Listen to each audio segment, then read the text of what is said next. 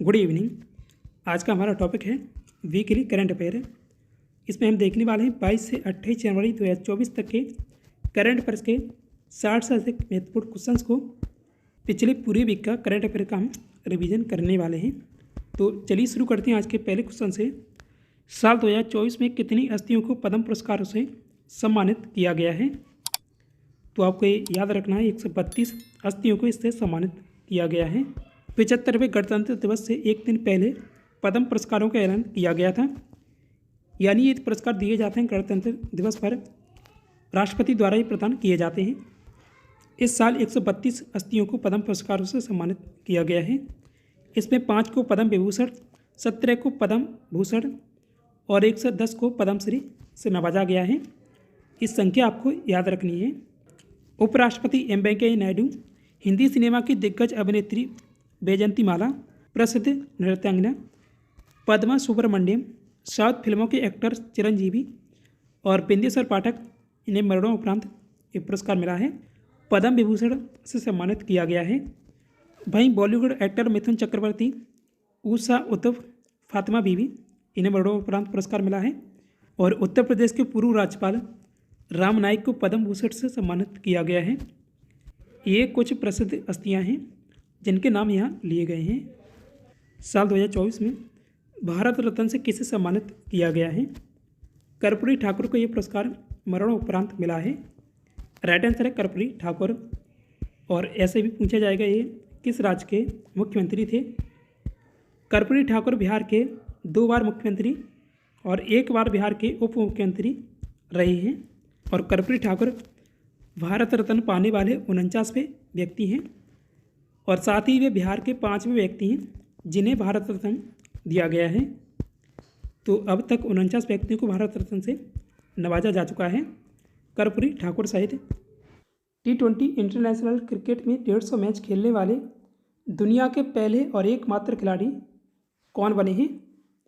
रोहित शर्मा के द्वारा ये रिकॉर्ड बनाया गया है। रोहित शर्मा भारतीय टीम के कप्तान हैं। रोहित शर्मा ने यह उपलब्धि इंदौर के होलकर स्टेडियम में अफगानिस्तान के खिलाफ खेलते हुए हासिल की है। सशस्त्र सीमा बल यानी SSB के नए महानिदेशक कौन बने हैं? दलजीत सिंह चौधरी को बनाया गया है। दलजीत सिंह चौधरी इस पद पर 30 नवंबर 2025 तक रहेंगे। साल 2024 में देश भर में प्रधानमंत्री राष्ट्रीय बाल पुरस्कार यानी PMRBP के लिए कितने बच्चों को दिया गया है? 19 बच्चों को ये पुरस्कार 2024 के लिए दिए गए हैं। साल 2023 के लिए ICC द्वारा पुरुष emerging cricketer of the year का पुरस्कार किसे दिया गया? तो ये न्यूजीलैंड के क्रिकेटर हैं रचिन रविंद्रन। तो इन्हें पुरस्कार मिला है। आंसर होगा रचिन रविंदर। ICC ने साल 2023 के लिए पुरुष क्रिकेटर ऑफ द ईयर किसे चुना है? पैट कमिंस को चुना गया है। पैट कमिंस ऑस्ट्रेलियाई कप्तान हैं ऑस्ट्रेलिया क्रिकेट टीम के। ऑस्ट्रेलिया कप्तान पैट कमिंस के नेतृत्व में ऑस्ट्रेलिया ने पिछले साल यानी 2023 में वर्ल्ड टेस्ट चैंपियनशिप के अलावा वनडे वर्ल्ड कप का खिताब भी जीता था। हाल ही में किस भारतीय क्रिकेटर को ICC द्वारा पुरुष one day cricketer of the year 2023 चुना गया है? विराट कोहली को यह अवार्ड दिया गया है। इसके अलावा उस्मान ख्वाजा ऑस्ट्रेलियाई क्रिकेटर हैं, इनको test cricketer of the year चुना है ICC ने। भारत के सूर्य कुमार यादव ने ICC का पुरुष T20 cricketer of the year का अवार्ड जीता है। सूर्य कुमार यादव को यह लगातार दूसरी बार अवार्ड हासिल हुआ है। ICC ने साल 2023 के लिए महिला क्रिकेटर ऑफ द ईयर किसे चुना है? इसका आंसर होगा net Sciver Brunt. Net Sciver Brunt England की क्रिकेटर हैं। और वहीं महिला one day cricketer of the year 2023 का खिताब मिला है चमारी अट्टापट्टू, ये श्रीलंकाई महिला क्रिकेटर हैं। महिला T20 cricketer of the year 2023 का खिताब मिला है हेली मैथ्यूज को, ये वेस्ट इंडीज से हैं। महिला emerging cricketer of the year 2023 का खिताब फोएवे लिच फील्ड को मिला है, ये ऑस्ट्रेलिया से हैं। ये सभी आपको याद रखने हैं, यहाँ से काफ़ी प्रश्न पूछे जाते हैं। उत्तर प्रदेश गौरव सम्मान 2024 से किसे सम्मानित किया गया? डॉक्टर ऋतु करदिल और नवीन तिवारी, इन दोनों को ये अवार्ड मिला है। आंसर ऑप्शन नंबर सी है। पीएम मोदी ने खेलो इंडिया यूथ गेम्स 2024 का उद्घाटन किस राज्य में किया है? तमिलनाडु में इसका आयोजन किया जा रहा है और तमिलनाडु के 4 शहरों में इसका आयोजन किया जा रहा है। ये आपको याद रखना है। जो 4 शहर हैं वो ये हैं चेन्नई, कोयम्बटूर, मदुरई और त्रिची। और यह इसका छठा संस्करण है। अमेरिकी बिजनेस मैगजीन फोर्ब्स के अनुसार गोल्ड रिजर्व के मामले में भारत किस स्थान पर है? तो भारत का इसमें स्थान है 9वां और पहले स्थान पर है इसमें अमेरिका, यानी सबसे ज़्यादा गोल्ड रिजर्व अमेरिका के पास है और भारत इसमें 9वें स्थान पर है। $3 ट्रिलियन के आंकड़े तक पहुंचने वाली एप्पल के बाद दूसरी कंपनी कौन बनी है? तो ये बनी माइक्रोसॉफ्ट। तो पहली कंपनी एप्पल है, उसके बाद दूसरी कंपनी बनी है माइक्रोसॉफ्ट। किस देश के राष्ट्रपति इमैनुअल मैक्रोन 75वें गणतंत्र दिवस समारोह में मुख्य अतिथि थे? तो इमैनुअल मैक्रोन फ्रांस के राष्ट्रपति हैं। आंसर ऑप्शन नंबर बी है। और इनसे पहले अमेरिका के राष्ट्रपति जो बाइडेन को आमंत्रित किया गया था, लेकिन उन्होंने आने में असमर्थता जताई थी। नई दिल्ली में कौशल भवन का उद्घाटन किसने किया है? राष्ट्रपति द्रौपदी मुर्मू जी के द्वारा इसका उद्घाटन किया गया है। अगले 5 वर्षों के लिए इंडियन प्रीमियर लीग यानी आईपीएल का दोबारा टाइटल स्पॉन्सर कौन बना है? तो टाटा ग्रुप बना है। टाटा ग्रुप अगले 5 सालों यानी 2024 से 2028 तक बीसीसीआई को 2,500 करोड़ रुपए देगा, यानी प्रत्येक साल 500 करोड़ रुपए बीसीसीआई को टाटा ग्रुप देगा। साल 2024 की सर्वश्रेष्ठ वुशु खिलाड़ी कौन चुनी गई हैं? तो नाओरेम रोसिविना मणिपुर की खिलाड़ी हैं, तो इन्हें चुना गया है। हाल ही में सुप्रीम कोर्ट के तीसरे दलित जज कौन बने हैं? प्रसन्ना बी बारले को बनाया गया है। प्रसन्ना बी बारले इससे पहले कर्नाटक हाई कोर्ट के चीफ जस्टिस थे। बीसीसीआई ने क्रिकेटर ऑफ द ईयर 2024 के अवार्ड से किसे सम्मानित किया है? शुभमन गिल को अवार्ड दिया गया है। बीसीसीआई ने CK Nayudu lifetime achievement award 2024 से किसे सम्मानित किया है? रवि शास्त्री, फारूक इंजीनियर, इन दोनों को सम्मानित किया गया है। Right answer option number C है। बीसीसीआई ने इस अवार्ड सेरेमनी का आयोजन किया था हैदराबाद में और यह अवार्ड दिए जाते हैं पिछले साल में प्रदर्शन करने वाले खिलाड़ियों को, यानी साल 2024 में 2023 के लिए ये अवार्ड दिए गए हैं। CK Nayudu lifetime achievement award भारतीय क्रिकेट में सर्वोच्च सम्मान है या पुरस्कार है। बीसीसीआई ने 4 साल बाद खिलाड़ियों को सम्मानित किया है। इससे पहले साल 2019 में अवार्ड्स दिए गए थे। प्रधानमंत्री सूर्योदय योजना की घोषणा किसके द्वारा की गई? इसका आंसर होगा नरेंद्र मोदी। साल 2024 में दुनिया का सबसे बड़ा डेरिवेटिव एक्सचेंज कौन बना है? तो नेशनल स्टॉक एक्सचेंज यानी एनएसई। ये बना तो 2024 में है, लेकिन 2023 के प्रदर्शन के लिए इसे इस सूची में शामिल किया गया है। ट्रेडिंग की संख्या के लिहाज से दुनिया का सबसे बड़ा डेरिवेटिव एक्सचेंज बनकर उभरा है। एनएसई की स्थापना हुई थी 1992 में और इसका मुख्यालय मुंबई महाराष्ट्र में है। तो राइट आंसर है option number B NSE. ICC की पहली महिला तटस्थ या न्यूट्रल एम्पायर कौन बनी है? इसका आंसर होगा सू रेडफर्न इंग्लैंड की महिला क्रिकेटर हैं। 22 जनवरी 2024 को अयोध्या स्थित राम मंदिर में श्री रामलला की प्राण प्रतिष्ठा या उद्घाटन किसने किया है? तो पीएम मोदी के द्वारा इसका उद्घाटन किया गया था। भारत में 26 जनवरी 2024 को कौन सा गणतंत्र दिवस मनाया गया? तो अपना ये 75वां गणतंत्र दिवस था। भारत का संविधान 26 जनवरी 1950 को लागू हुआ था। इसके उपलक्ष्य में ये दिवस मनाया जाता है। 26 जनवरी की तिथि को इसलिए चुना गया था क्योंकि 1930 में कांग्रेस ने भारत को 26 जनवरी के दिन ही पूर्ण स्वराज घोषित किया था। VWF पुरुष डबल्स बैडमिंटन रैंकिंग में फिर से शीर्ष पर कौन पहुंचे हैं?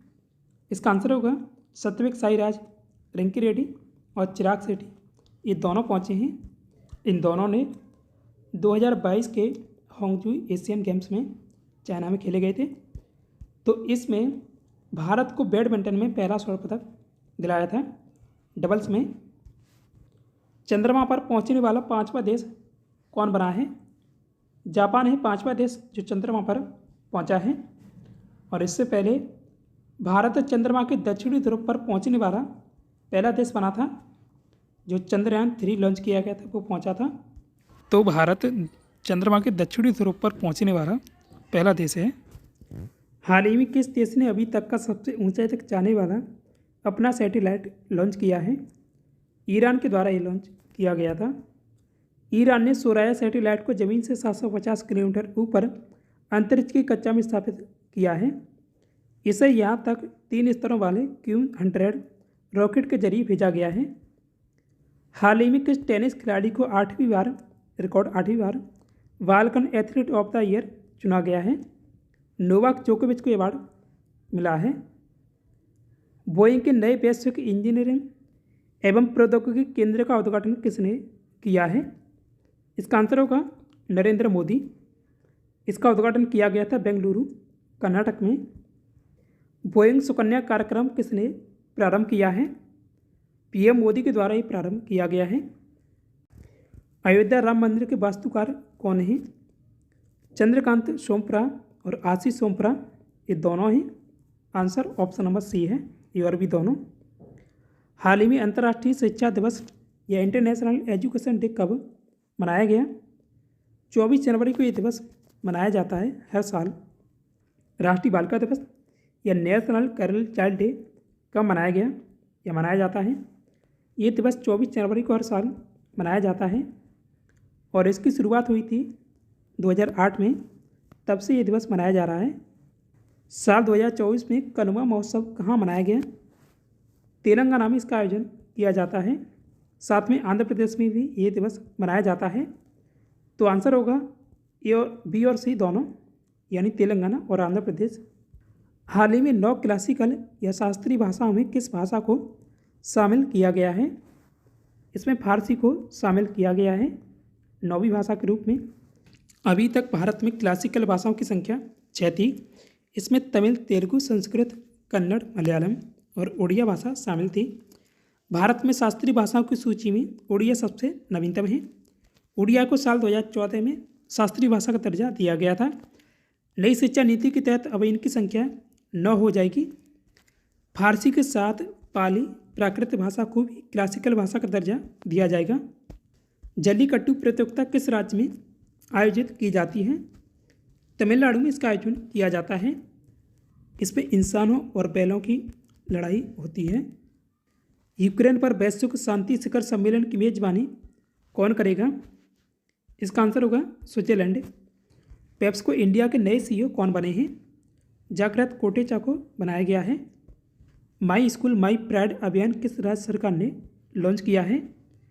हिमाचल प्रदेश सरकार के द्वारा लॉन्च किया गया है। स्कूली शिक्षा में सुधार के लिए प्रारंभ किया गया है। साल 2024 में विकसित भारत और भारत लोकतंत्र की मातृका किस दिवस की थीम है? तो ये गणतंत्र दिवस की थीम है। 2024 में 75वां गणतंत्र दिवस मनाया गया है। राष्ट्रीय पर्यटन दिवस कब मनाया जाता है? ये दिवस मनाया जाता है 25 जनवरी को। साथ ही विश्व पर्यटन दिवस मनाया जाता है 27 सितंबर को। हाल ही में किस राज्य के काजीरंगा नेशनल पार्क में दुर्लभ गोल्डन टाइगर देखा गया है? असम में काजीरंगा नेशनल पार्क है, यहाँ ये देखा गया है। माना जाता है कि जो दुर्लभ गोल्डन टाइगर हैं इनकी संख्या 30 से भी कम है। गोले मेले का शुभारंभ किस राज्य में किया गया? जम्मू कश्मीर में इसका आयोजन किया जाता है। जम्मू कश्मीर के उधमपुर जिले के जगन्नाथ मंदिर में इसका आयोजन किया जाता है। छठे खेलो इंडिया यूथ गेम्स में जम्मू कश्मीर के लिए पहला स्वर्ण पदक किसने जीता है? तो ये बनी है मुस्कान राणा, विजेता रिद्धिम जिम्नास्टिक हैं। हाल ही में अरुणाचल प्रदेश के कितने उत्पादों को एक साथ जीआई टैग मिला है? इसका आंसर होगा 12 को। और इससे पहले उत्तराखंड के सर्वाधिक 18 उत्पादों को एक साथ जीआई टैग दिया गया था। जो कि अभी तक सर्वाधिक हैं एक दिन में जीआई टैग पाने वाले। बीसीसीआई ने साल 2024 में देश की सर्वश्रेष्ठ जूनियर वुमेन्स प्लेयर किसे चुना है? तो ये सौम्या तिवारी क्रिकेटर हैं, इन्हें चुना गया है। महामंडल उत्सव कहाँ शुरू हुआ है? अयोध्या में इसका आयोजन किया जा रहा है। भारतीय सेना ने किस राज्य के राजौरी और पूंछ इलाके से आतंकवाद को समाप्त करने के लिए ऑपरेशन सर्वशक्ति शुरू किया है? इसका आंसर होगा जम्मू कश्मीर में। हाल ही में किस देश ने 22 जनवरी को अयोध्या राम दिवस घोषित किया है? कनाडा के द्वारा ये दिवस घोषित किया गया है। याद रखिएगा, 1 नंबर में क्वेश्चन पूछा ही जाएगा। प्रत्येक वर्ष तिरुवल्लुवर दिवस किस राज्य में मनाया जाता है? तमिलनाडु में ये दिवस मनाया जाता है। और तमिल कवि तिरुवल्लुवर की प्रतिमा अभी फ्रांस में स्थापित की गई थी। भारत और किस देश की आर्मी के बीच साइक्लोन अभ्यास के दूसरे संस्करण की शुरुआत हुई है? तो भारत और मिस्र के बीच ये युद्ध अभ्यास आयोजित किया जाता है। तो मिस्र के अंशास में इसका आयोजन किया जा रहा है। 22 जनवरी से 1 फरवरी 2024 तक इसका आयोजन हो रहा है। केंद्रीय गृह मंत्रालय ने उत्तर प्रदेश में स्थित कितने पैराशूट फील्ड हॉस्पिटल को सुभाष चंद्र बोस आपदा प्रबंधन पुरस्कार 2024 देने की घोषणा की है? इसका आंसर होगा 60 पैराशूट फील्ड हॉस्पिटल को इंस्टीट्यूशनल कैटेगरी के लिए चुना गया है। फरवरी 2023 में तुर्की और सीरिया में आई 7.8 तीव्रता के भूकंप के दौरान हॉस्पिटल की 99 सदस्यीय यूनिट ने सहायता प्रदान की थी। साल 1942 में 60 पैराशूट फील्ड हॉस्पिटल की स्थापना की गई थी। यह भारतीय सशस्त्र बलों का एकमात्र हवाई चिकित्सा संस्था है जो इमरजेंसी के वक्त मेडिकल सुविधाएं उपलब्ध कराता है। इन पुरस्कारों की घोषणा हर साल 23 जनवरी को नेताजी सुभाष चंद्र बोस की जयंती पर की जाती है। और नेताजी सुभाष चंद्र बोस के जन्म दिवस को पराक्रम दिवस के रूप में मनाया जाता है 23 जनवरी को। और इस पुरस्कार में संस्था के मामले में 51 लाख रुपये नकद और एक प्रमाण पत्र दिया जाता है। व्यक्ति के मामले में 5 लाख रुपये नकद और एक प्रमाण पत्र पुरस्कार के रूप में दिया जाता है। हाल ही में किस देश को मत्स्य पालन प्रबंधन पर खाद्य एवं कृषि संगठन समिति यानी फाओ की मत्स्य पालन उप समिति के पहले उपाध्यक्ष के रूप में चुना गया है? तो अपने देश भारत को इसमें चुना गया है। RXIL ग्लोबल IFSC लिमिटेड के international trade financing service platform पर निर्यात वित्त लेन देन निष्पादित करने वाला पहला भारतीय बैंक कौन बना है? तो ये बना है यस बैंक। हाल ही में भारत सरकार ने स्थानीय भाषा या बहुभाषी में अध्ययन सामग्री प्रदान करने हेतु कौन सा ऐप लॉन्च किया है? तो अनुवादिनी ऐप लॉन्च किया गया है। राष्ट्रपति द्रौपदी मुर्मू द्वारा किस राज्य के अवनीश तिवारी को प्रधानमंत्री राष्ट्रीय बाल पुरस्कार 2024 से सम्मानित किया गया है? अवनीश तिवारी मध्य प्रदेश के निवासी हैं। इंदौर के रहने वाले 9 वर्षीय अवनीश तिवारी को सामाजिक सेवा में बेहतर प्रदर्शन करने के लिए यह पुरस्कार दिया गया है।